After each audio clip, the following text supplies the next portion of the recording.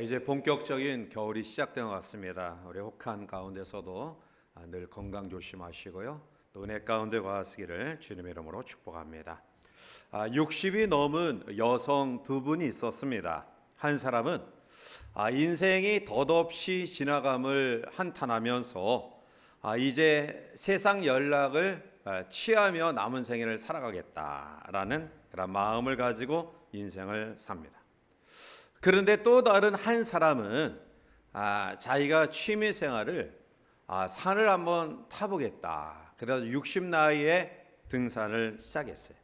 그런데 놀라웠게 그는 66살에 북미에서 가장 높은 4,797m의 히트니 산을 올랐고요.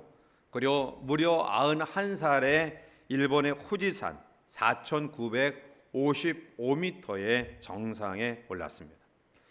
그녀는 81살부터 90살까지 무려 10년 동안 97개의 높은 산 봉우리를 올랐습니다. 이러한 노익장을 과시하는 이 여인을 위해서 캘리포니아주 입법부는 1991년에 피트니산 봉우리 하나를 이 여인의 이름을 따서 크룩스봉이라고 명명하였습니다. 그는 94살, 94살 때에 검진을 통해 18살 소녀의 심장과 폐를 가졌다라는 진단을 받았고요. 그녀는 그 후에 그녀의 자서전 인생의 산을 정복하다라는 책에서 이렇게 이야기합니다. 사용하지 아니하는 근육은 쇠퇴합니다. 힘을 받지 않는 뼈는 미네랄을 잃게 되어 약해지게 됩니다. 둔해졌다라는 것은 그대의 몸이 민첩한 관리를 필요로 하고 있음을 말해주는 것입니다 라고 이야기하면서 그가 산을 타고 싶다라는 마음을 생각을 가진 이후에 그녀의 삶이 건강하게 삶을 살았음을 이야기하고 있습니다. 실로 우리가 살아가면서 우리의 환경과 여건보다 더 중요한 것은 우리들이 어떠한 마음과 생각을 가지고 인생을 살아가느냐라는 것입니다. 즉 우리의 마음속에 좋은 생각, 긍정적인 그러한 마음, 생각, 또 성공의 비전과 이러한 마음을 가지면 그는 성공의 확률이 높아지고 복된 삶을 살아갑니다. 그러나 매사에 좌절과 시리 그리고 실패에 부정적인 마음을 가진 사람, 이러한 생각을 가진 사람은 그렇게 그의 인생이 전락되어질 수밖에 없다라는 것입니다. 오늘 우리들이 묵상하고자 하는 본문에 나타나는 사도 바울은 계속해서 빌립보 교회에 대한 애정을 이야기하고 있는데요. 오늘 본문의 3절 말씀 가운데 보니까 너희를 생각할 때마다 나의 하나님께 감사한다. 그러니까 빌립보 교회는 늘 생각할 때마다 감사하는 그런 마음이 충만했다라고 이야기하고 있어요. 결국 바울의 기억 속에는 빌립보 교회와 성도들에게 있어서 좋지 못한 모습이 하나도 없다라는 거예요. 그저 사랑스럽고 그저 보고 싶고 그저 기쁜 마음만, 좋은 추억만 늘 고맙기만 하는 그런 마음을 가지게 된 것입니다.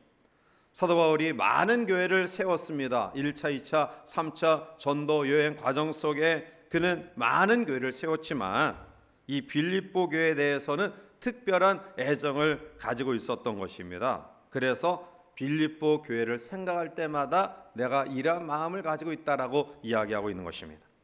사랑하는 성도 여러분들요, 우리가 살아가면서 우리의 생애에 참 고맙다, 참 귀하다, 늘 그 사람을 생각할 때마다 내 마음속에 감동과 감격이 있으면 그 사람은 행복한 거예요. 그런데 어떤 사람은 생각할 때마다 분노가 치솟아 올라요. 아예 생각하지 않으면 좋은데 생각이 떠올라서 원망이 되는 사람도 있습니다. 이러한 사람은 사실은 생각하기도 싫은 거죠. 오늘 저 여러분들의 삶 속에 생각할 때마다 감사하고 행복한 사람들이 많아지시기를 바랍니다. 또한 그뿐만 아니라 여러분 자신이 내가 다른 사람이 나를 생각할 때마다 행복한 사람이 되도록 힘쓰시기를 바랍니다. 이제 아름다운 파트너십을 가졌던 빌립보 교회와 사도 바울의 삶을 우리가 묵상하면서 그들은 어떠한 삶을 살았는가를 우리들이 생각해 보면서 우리가 다시 한번 성도가 본받을 삶, 우리가 이뤄가야 될 삶이 무엇인가를 같이 한번 살펴보며 은혜를 나누고자 합니다. 먼저 사도 바울의 삶을 오늘 본문에서 첫 번째로 그의 삶을 감사하는 삶이다라고 이야기하고 있습니다. 자, 우리 3절 말씀을 같이 한번 읽어보시겠습니다.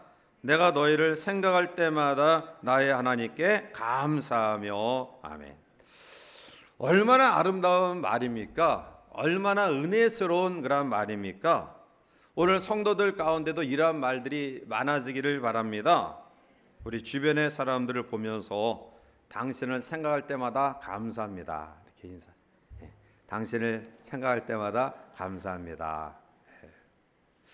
부모님을 생각할 때마다 참 감사하는 마음, 또 우리의 마음대로 되어지지 않지만 또 자녀들을 생각할 때마다 고마운 마음, 우리 주변의 지체들을 생각할 때마다 참 감사한 마음, 이러한 마음을 가지면 그 사람은 행복한 거예요. 자, 믿는 사람의 특징을 한마디로 이야기하면 믿는 사람의 특징은 감사하는 사람이다. 감사하는 사람. 똑같은 환경, 똑같은 조건, 똑같은 그러한 모든 여건 속에서도 세상 사람들은 불평하고 원망하고 좌절하는데 하나님을 믿는 믿음의 사람은 그 속에서 감사하는 마음을 가지게 돼요. 왜일까요? 왜 똑같은 여건 가운데서 믿는 사람은 감사하는 그런 삶을 살까요? 그것은 은혜를 우리가 알기 때문에 감사한 거예요. 오늘 우리가 살아있는 이 자체도 하나님의 은혜다. 그러니 감사한 거예요. 때로는 예기치 않은 어려움이 우리 가운데 찾아온다 할지라도 꼭 그 어려움이 불행한 일은 아닙니다. 왜냐하면 성도에게 있어서 어렵고 힘든 그런 일 속에 내 마음이 하나님 앞에 성장, 내 신앙의 인격이 성장하기 때문에 그래. 그래서 모든 삶의 순간순간이 하나님의 은혜임을 깨닫게 돼. 우리는 이러한 영적인 믿음의 사람들이 되어야 됩니다. 우리가 건강에 약함을 경험하지만 그 속에서 사랑과 믿음을 얻기도 해요. 때로는 우리의 계획이 이루어지지 아니하는 실패의 환경 가운데 있지만 오히려 그때 내가 더 겸손한 마음을 가지게 되는 거예요. 즉 영적인 믿음, 영적인 그런 마음이 우리 가운데 있으면 우리의 모든 상황을 은혜의 통로로, 축복의 통로로 받아들이고요, 그 속에서 감사하는 마음을 가지게 되는 거예요. 그래서 은혜를 아는 사람의 특징은 감사다. 하나님의 은혜, 아내와 남편의 은혜, 부모의 은혜, 또 주변의 모든 사람들의 은혜, 이러한 것들을 우리가 알면 감사가 충만해지는 거예요. 그래서 여러분들의 생각과 마음 속에 내가 자꾸 원망하는 방향으로 시선을 바라보면 그 속에서는 불평밖에 나오지 않아요. 그런데 내가 하나님 앞에 감사하는 그런 마음으로 우리의 삶을 바라보면 모든 것이 은혜, 살아가는 삶 자체가 은혜라는 거예요. 우리의 신체 구조를 봐도 하나님이 적당하게 만드신 거예요. 여러분들의 시력이 소모주 눈처럼 막 시력이 막 3.0, 4.0 이렇게 된다고 하면 그 사람 못 살아요. 왜냐하면 사실 지금 이 공간에 난방이 이제 막 돌아가니까 이 공기가 막 움직이는데요, 여기에 세균이 엄청나게 지금 돌아다니고 있어요. 근데 그거 보면 못 살아요. 여러분들 음식을 먹거나 또 여러 가지 상황 속에서 눈이 정말로 소모주 눈처럼 엄청나게 밝아서 세미한 것까지 보이면 우리가 먹을 게 뭐 있겠어요? 다 세균 투성인데. 그렇지 않겠어요? 청력도 마찬가지 아니에요? 적당히 들을 수 있으니까 우리가 살아가지, 청력이 굉장히 발달하면 조그만 소리도 엄청나게 크게 들리면 사람 미쳐서 살 수가 없는 거예요.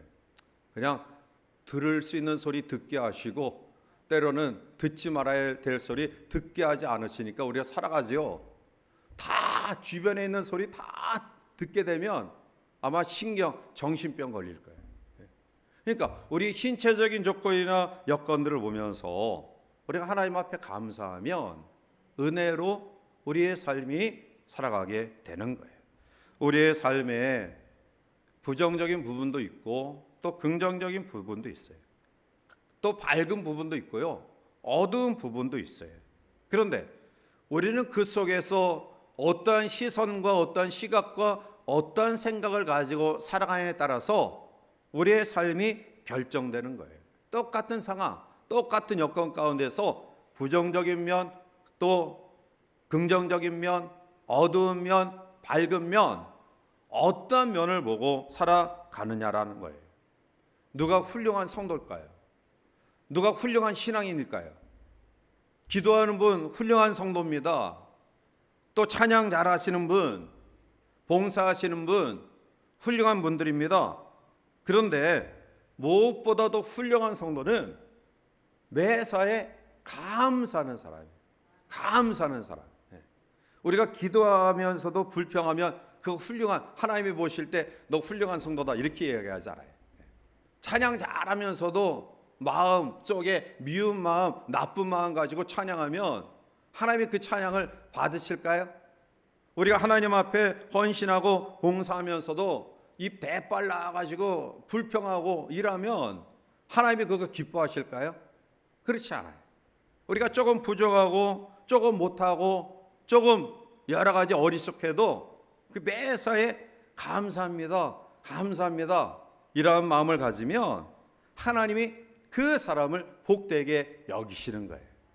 오늘 우리들이 하나님 앞에 존귀한 자로 인정받고 세움받은 것이 내가 잘나고 모든 여건들이 완벽해서 하나님이 우리들을 그렇게 여기시는 거 아니에요. 하나님의 은혜입니다. 하나님, 우리가 무엇이 가운데 구원의 바늘에 세워주셨습니까? 무엇이 가운데 여기까지 나의 삶을 인도하셨습니까?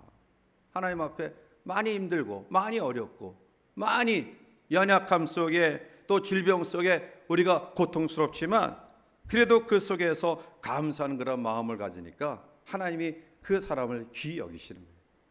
우리가 하나님 앞에 감사하며 얻은 축복은 오래가요. 그런데 불평하며 얻은 것은 금방 사라져요. 순식간에 사라져버려요. 따라서 하나님의 도우심을 받아야 돼요. 우리는 인생은 연약한 존재, 하나님의 도우심이 없이는 살아갈 수 없어요. 그러면 어떤 사람을 하나님이 도우시는가? 어떤 사람에게 시선을 두고 그 사람에게 모든 관심과 사랑과 은혜와 자비와 긍휼을 쏟으시는가? 그것은 감사하고 양보하고 또 평화를 추구하는 사람을 도와주셔요. 행복은 소유에 있는 것이 결코 아닙니다. 만약 소유에 의해 행복이 결정되어진다고 한다면 이 세상에는 행복에 겨워 너부러진 사람들을 수없이 바라봐야 돼요. 그런데 소유에 행복이 있지 아니하기에 많은 것들을 가져도 여전히 불행한 삶을 살아가고 있는 것 아닙니까? 구원은 십자가의 복을 믿음으로 우리가 얻는 거예요. 그런데 하나님 앞에 성숙한 하나님이 기뻐하시는 믿음의 삶은 그 기준이 감사에 있어요. 우리 모두는 믿음으로 하나님 앞에 구원의 바늘에 세워진 사람으로서 도의 처벌을 벗어버리고 어린아이의 신앙을 벗어버리고 좀 더 성숙한 신앙으로 나아가는 우리 모두가 돼야 될 줄 믿습니다. 따라서 영성이 있다. 영성이 있다. 최대의 영성은 감사하는 사람이 최대의 영성을 가진 사람이에요. 그 사람이 하나님 보시기에 정말 좋은 믿음의 사람이에요. 범사에 감사하는 우리 모두가 되시기를 원합니다. 그래서 데살로니가전서 5장 18절에 범사에 감사하라, 이것이 그리스도 예수 안에서 너희를 향하신 하나님의 뜻이니라 말씀하고 있어요. 하나님 우리에게 무엇보다도 감사를 받으시길 원해요. 그래서 성경은 수많은 곳에서 재물을 표현할 때 감사의 재물 이렇게 표현하고 있어요.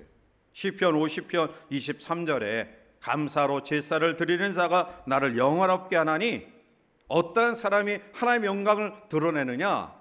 바로 감사의 삶을 살아가는 사람이에요. 감사의 생각, 감사의 마음을 가지고 하나님 우리에게 지속적으로 허락하시는 놀라운 축복된 은혜를 날마다 경험하시기를 주님의 이름으로 축원합니다.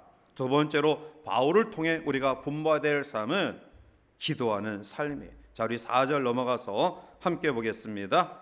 간구할 때마다 항상 간구함은 아멘. 사도 바울은 하나님을 개인적으로 분명히 만난 사람이에요.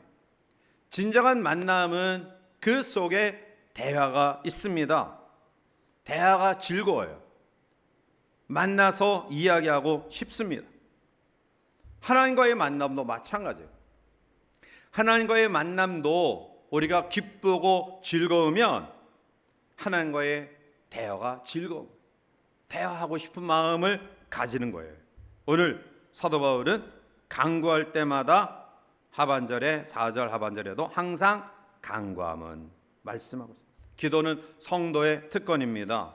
기도로 하나님을 만나는, 하나님의 능력을 공급받는 특권을 부여받은 사람들이 바로 성도예요.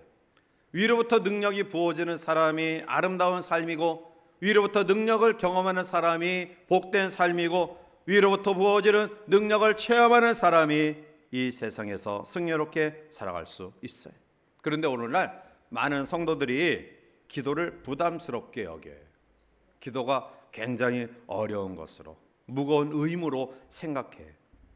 무엇을 기도해야 될지 알지 못해서 기도 시간만 되면 당황하고 또 기도하는 것을 꺼려해요.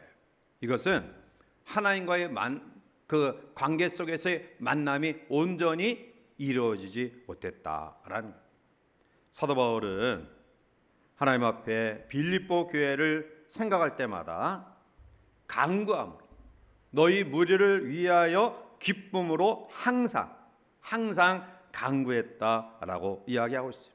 여러분, 사도 바울이 빌립보 교회를 향하여 가장 아름다운 애정, 지금 이 상황 속에서 가장 큰 애정의 표현이 뭘까요? 그가 돈이 많아요? 그가 빌립보 교회를 위해서 해주시는 것들이 세상적인 것들로 가득 차 있습니까? 아니죠. 아무것도 줄 수 없어요. 그런데 오늘 이 상황 속에서 사도 바울이 빌립보 교회에 줄 수 있는 가장 큰 사랑과 애정의 표현은 기도해 주는 거예요. 기도해 주는 거예요. 여러분, 기도는 시공간을 초월한 우리의 사랑을 나눌 수 있는 가장 큰 하나님의 우리에게 주신 표현이에요. 애정의 표현이에요. 오늘 이 순간 우리가 함께 예배하는 공간 안에 있는 그런 분들은 따뜻하게 만져줄 수 있고 따뜻하게 위로해 줄 수 있어요. 저 사람 또 예배하는 가운데 들어온 때 보니까 우중충하고 얼굴이 찌푸려져 있으니 어려움이 있구나. 그래서 참 조심스럽게 뭐 어려운 일 있어요? 힘내세요. 이렇게 시공간 안에서 함께 예배하는 우리들은 그래도 만져주고 또 터치하고 또 쳐다보면서 사랑의 애정의 표현을 할 수 있어요. 그러나 지금 이 순간 우리와 함께하지 않은 그러한 사람들에게 가장 큰 사랑의 표현은 그분들의 상황, 지금 투병 중에 있는 분, 또 가정의 여러 가지 문제로 아파하는 분, 특히 날씨가 추워지니까 제일 걱정 많은 그런 성도가 누구냐면 아들 군대에 보낸 엄마들이 제일 그렇죠? 우리도 이렇게 좋은 여건 속에 추위를 떨고 있는데 얼마나 그 아들 생각나면 염려가 크겠어요. 그런데 여러분, 그 아들에게 해줄 수 있는 가장 큰, 내가 줄 수 없는 가장 큰 능력이 있어요.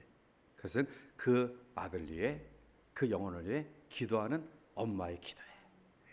우리의 간절한, 우리가 군장병 선물 보내기도 했는데 뭐 이렇게 때마다 보내는 그런 선물을 보면서 아이들이 굉장히 기뻐한대. 지난번에 뭐 빼빼로 데이 때 그 빼빼로 보내가지고 또 기뻐하고 내 몸 안에 있는 친구들하고 나눠 먹고, 우리 전역해서 오는 청년들이 크리스마스 또 생일 일할 때 교회에서 보낸 그러한 선물 가지고 자기가 내 업 안에서 또 어깨를 좀 으쓱였다는 그런 이야기를 들어요.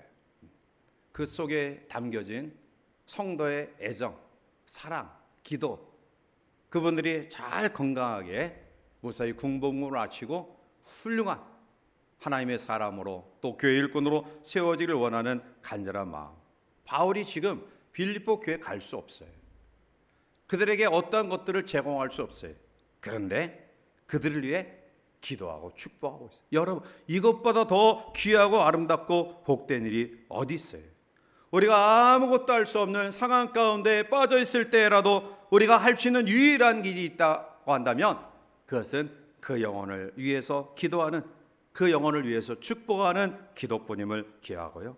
사도 바울은 항상 간구하고 항상 기도하는 기쁨으로, 축복을 비는 일에 기쁨으로, 그들에게 하나님의 은혜가 임하는 일에 기쁨으로 억지로 하는 것이 아니라 정말 그 사람들을 생각하면서 기쁨으로 기도하는 그러한 모습을 가졌어요. 오늘 저 여러분들이 우리 주변의 사람들을 향해서 기쁨으로 축복하는 기도의 사람들이 되시길 바랍니다. 내가 비록 그 사람에게 세상적인 것으로 나눌 수 없어도 하나님의 도우심이, 하나님의 은혜가, 하나님의 긍휼과 하나님의 자비와 하나님의 은혜가 그들 가운데 넘쳐나서 다시 한번 연약한 가운데서 치유받고 또 어려운 가운데서 다시 한번 회복하고 부흥하고 채워지고 풍성한 은혜를 경험할 수 있는 항상 기도하는 기도의 용사들이 되시기를 주님의 이름으로 축복합니다. 두 번째로 그럼 빌립보 교인들은 어떤 삶을 살았는가? 빌립보 교인들의 첫 번째 우리가 본받을 삶은 5절에 나타나고 있어요. 변함없는 꾸준한 삶이죠. 자, 5절 넘어가서 우리 함께 읽어보겠습니다. 너희가 첫날부터 이제까지 있기 때문이라. 아멘. 빌립보 교인들은 따뜻한 애정만을 가진 것이 아니라 여기에 꾸준한 변함없는 삶을 가지고 있어요. 자, 오늘 5절을 보면 너희가, 빌립보 교인들 너희가 첫날부터, 이 첫날은 사도 바울이 전한 복음을 듣고 교회가 세워지고 또 예수님을 믿는 그 순간, 그날부터 이제까지, 즉 사도 바울이 감옥 안에서 참 어렵고 힘든 그런 고독한 환경 가운데 거할 지금까지 복음을 위한 일에 너희들이 참여하고 있다. 그래서 내가 감사하고 기뻐한다라는 거예요. 첫날부터 이제까지 시간적으로 보면 10년 남짓한 세월이 흘렀어요. 10년이면 강산도 변한다고 했는데, 그런데 변하지 않는 것이 있었으니 빌립보 교인들이 사도 바울에게 은혜를 받고, 그리고 그가 지금 어려운 감옥 안에 갇혀서 수감 생활을 하고 있는 그때까지 여전히 변함없이 복음을 위한 일에 참여했다라는 거예요. 목회하면서 가장 감동되는 그런 분들이 있어요. 그것은 처음 만날 때부터 지금까지 헌신과 사랑이 변하지 않는 사람, 그 사람이 감동이 돼요. 그런 분들을 보면 너무 고맙고 감사해요. 순간적으로 화끈하게 목숨, 자기 간까지 빼어줄 수 있을 것 같이 이러한 모습도 중요하고 소중한데요. 그런데 변함없이 자기 자리를 지키고 꾸준히 신앙생활하는 분들이 참 고맙고 소중해요. 새벽기도 꾸준히 나오는 분들, 제가 비가 많이 오거나 또 엄청나게 추우면 헤아려 봐요. 오늘로 나올까? 근데 변함없이 나와서 기도하시다. 굉장히 참 감동이 돼.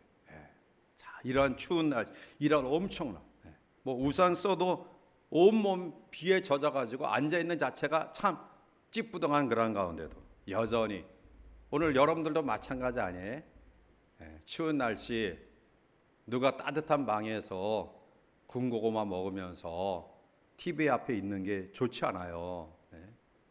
몇 시간씩 차 막히고 또 걸어오면서 이 세찬 한파를 이기고 하나님께 예배한다는 거 쉽지 않아요. 그런데 있어야 될 분들은 있어야 될 자리에 오직하게 지키고 있는 거예요. 얼마나 귀하고 복된 그런 분들입니까? 여전히 변함없이 섬기고 충성하고 봉사하고 이러한 모습들을 보면서 자기의 자리를 지키고 자기의 사명을 감당하는 성도들이 너무 소중하고 귀한 거예요. 코로나19 재난 이후에 물론 여러 가지 상황이 많이 어려워요. 그럼에도 불구하고 우리 교회가 교육기관이나 청년회나 아니면은 선교나 구제하는데 조금도 줄어들지 않았어요. 그들에게 지원하는 그런 부분들을 우리가 빼먹고 전달하지 않았어요. 매달 어김없이 교회가 정한 그런 부분들을 나누고 베풀었어요. 이것은 오직하게 자기 자리에서 자기를 지키고 자기의 역할을 감당하는 그러한 분들이 계시기 때문에 가능한 거예요.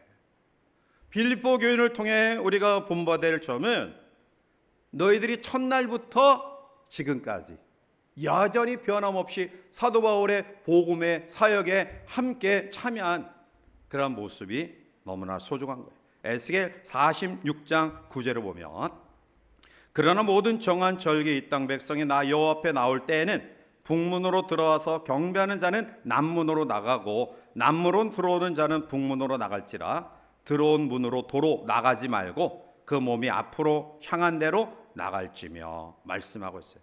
즉 자기가 오던 길로 돌아가지 말라는 거예요. 후퇴하지 말라, 옆으로 세지 말라는 거예요. 그냥 오직하게 좀 더디더라도 앞으로 한 걸음 나아가라는 말씀입니다. 우리의 소망과 목표를 천국에 두고 이 땅에서는 최대한 하나님께 영광을 돌리는 그러한 삶, 이 삶이 우리 가운데 있어야 돼요. 조금 늦어도 괜찮아요. 조금 천천히 걸어가도 괜찮습니다. 이 땅의 목표가 조금 늦게 이루어진다 할지라도 실망하면 안 됩니다. 오직하게 변함없이 앞으로 나아가는 삶이 우리 가운데 있어야 됩니다. 누가복음 9장 62절에 예수께서 이르시되 손에 쟁기를 잡고 뒤를 돌아보는 자는 하나님의 나라에 합당하지 아니하니라 하시니라 말씀하고 장가다 갔다고 뒤돌아보고 밭 샀다고 뒤돌아보고 또 여러 가정과 친지의 장례가 났다고 뒤돌아보는 사람, 이 사람들은 천국에 합당하지 않다라고 주님은 말씀하고 있어요. 물론 이러한 일도 중요합니다. 그러나 이러한 일이 있을 때마다 우리의 마음이 흔들리면 그 사람의 신앙은 성장할 수 없는 거예요. 변함없는 한결같은 믿음의 사람. 그래서 우리가 끝까지 우리의 경주의 삶을 마치는 것이 굉장히 소중하고 귀해요. 오늘 우리의 마음속에 하나님 앞에 끝까지 변함없이 충성하고 언신하고 자기 자리를 지키는 그런 믿음의 성도들 되시기를 주님의 이름으로 축복합니다. 두 번째, 빌립보 교회를 통해 우리가 본받을 삶은 참여의 삶이에요. 참여의 삶. 자, 5절 말씀을 다시 한번 함께 읽겠습니다. 너희가 첫날부터 이제까지 있기 때문이라. 아멘. 사도 바울은 빌립보 교회의 성도를 생각하면서 감사하고 기뻐할 수 있었던 것은 복음 안에서 늘 함께 교제하고 참여하는 모습이 너무 소중하게 여겨진 거예요. 하나님은 독불장군 기뻐하지 않습니다. 그리고 외로운 영혼도 하나님 마음에 합항하지 않아요.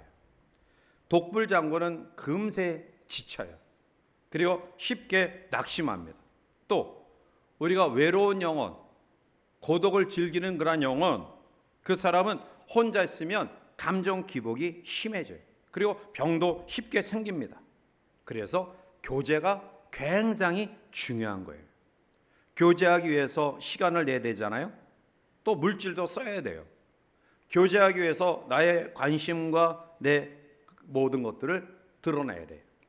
잠언 18장 1절을 보면 무리에게서 스스로 갈라지는 자는 자기 소욕을 따르는 자라 온갖 잠취애를 배척하느니라 말하고 있습니다.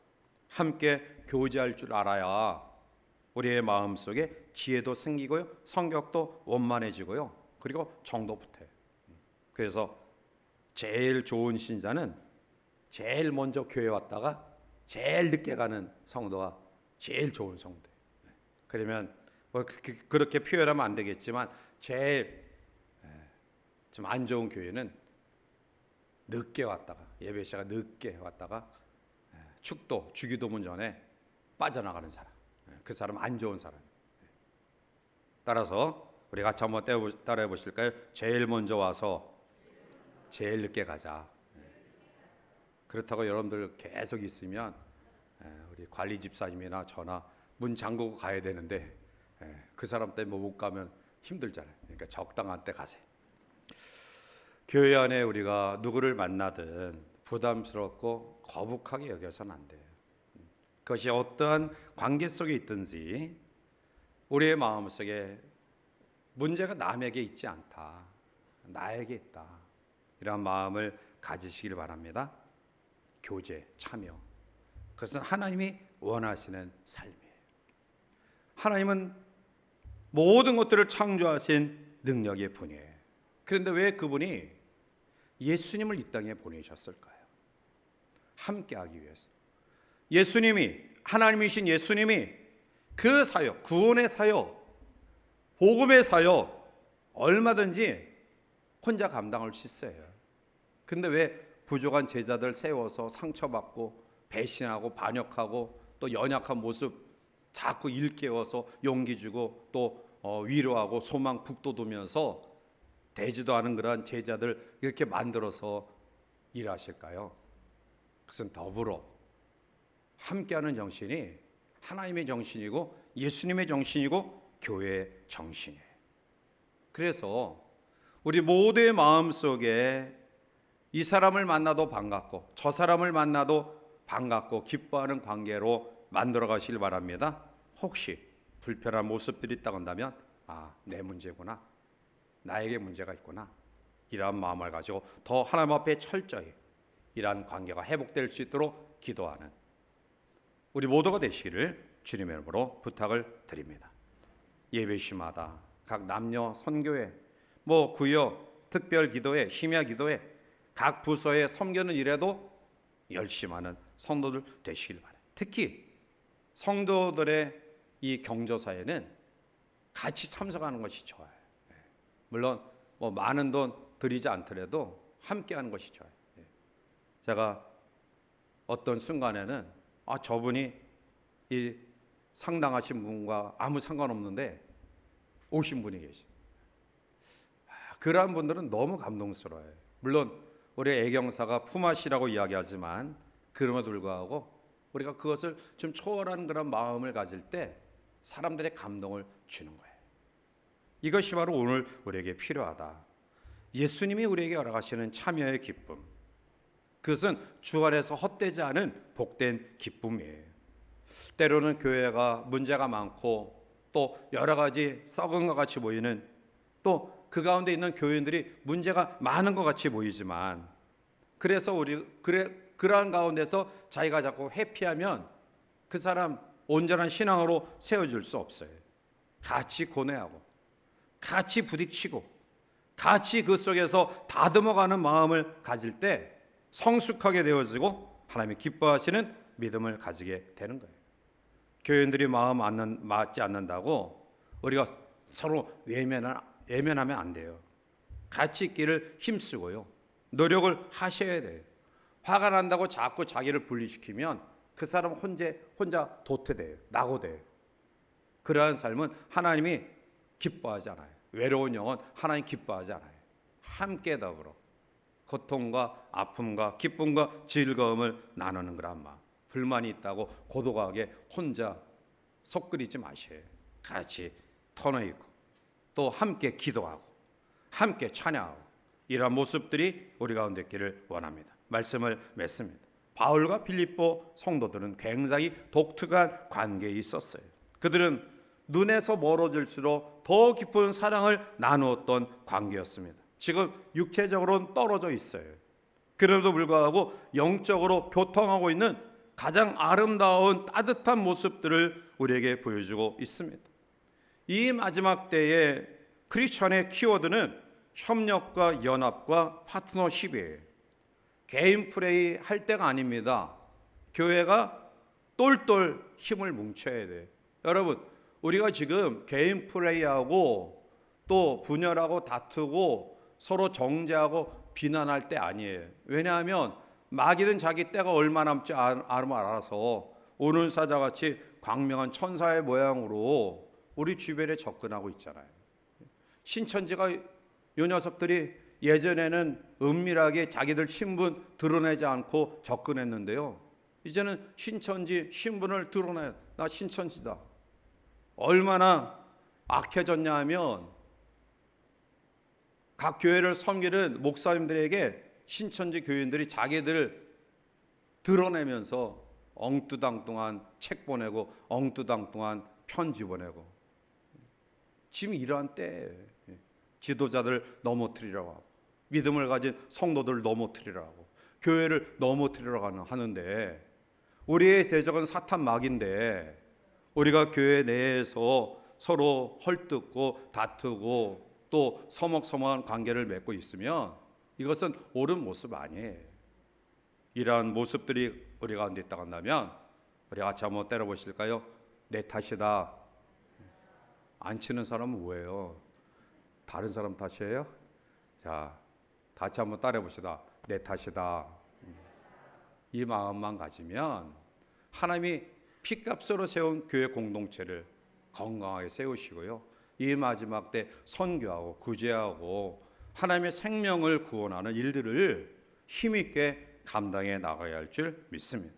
예수님이 오시는 그날까지 바울과 빌립보 교회 성도들이 가졌던 이 아름다운 파트너십을 우리 모두가 가지고 복음의 끝까지 함께 참여하고 동참하는 귀한 성도들 우리 모두가 되시기를 주님 이름으로 간절히 축원해 드립니다. 기도합니다. 사랑의 하나님,